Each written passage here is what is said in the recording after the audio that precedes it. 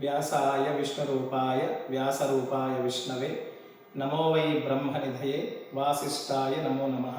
శ్రీ గురుభ్యో నమః.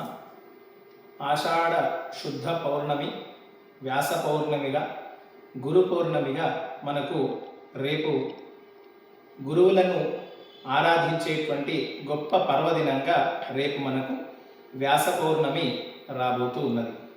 మరి యుగ యుగాలను అనుసరించి మనకు ఆయా యుగానికి ఆయా జగద్గురువులను మనకు సూచించినారు. పురాణ ఇతిహాసాల్లో చూసుకున్నట్టయితే కృతయుగము సత్యయుగానికి మనకు దక్షిణామూర్తి దత్తాత్రేయుడిగా బృహస్పతిగా ఆ దేవతల కాలంలో కృతయుగంలో మనకు జగద్గురువులుగా మనకు ఆ యుగాన్ని గురువులు నడిపించినారు.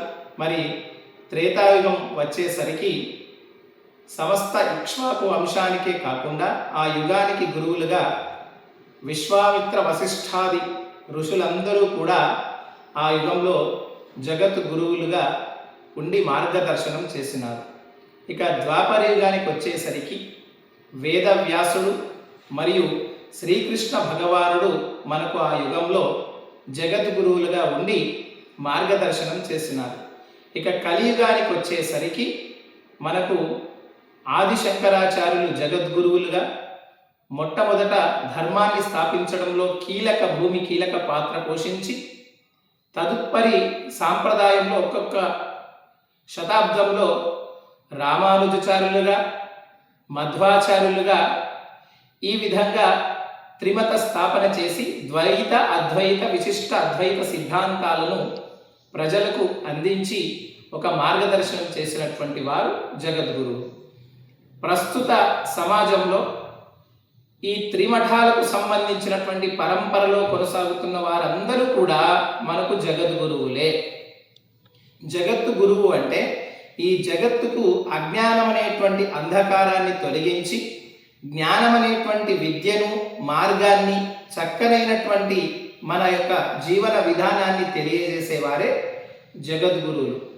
ఆ విధంగా మనము రేపు చక్కనైనటువంటి వ్యాస పౌర్ణమిగా మనకు రేపు పర్వదినం ఉండబోతున్నది. వ్యాసుని కానీ మనల్ని ఉద్ధరించడానికి వచ్చినటువంటి జగద్గురువుల్ని మనం రేపు పూజించుకొని వారి యొక్క స్మృతులను చదువుకొని ఆచరణలో పెడితే మన జీవనం గురువు చెప్పినటువంటి జ్ఞానజ్యోతిగా వెలుగుతుంది. కానీ ఈనాటి ప్రస్తుత కాలంలో వ్యాస పౌర్ణమిని తీసేసి ఇతరత్ర గురువులను ఆరాధించేటువంటి క్రమం ఏ గ్రంథము ఏ పద్ధతి మనకు చెప్పబడి లేదు. రేపు తప్పకుండా వ్యాస పౌర్ణిమను మనం నిర్వహించుకోవాలి. గురు పౌర్ణమి అంటే దక్షిణామూర్తి నుంచి మొదలుకొని నేటి జగద్గురు శంకరాచార్యులు రామానుజాచార్యులు మధ్వాచార్యుల వరకు వీరిని ఆరాధించడమే మనం వ్యాసుడికి ఇచ్చేటువంటి గొప్ప గౌరవం. కాబట్టి భక్తులందరూ రేపు చక్కగా గురువుని చెప్పినటువంటి విధానంలో నడుచుకొని వ్యాస పౌర్ణిమ పండుగను గురువు యొక్క అనుగ్రహాన్ని తీసుకొని తత్ శుభ ఫలితాలను పొందగలరు.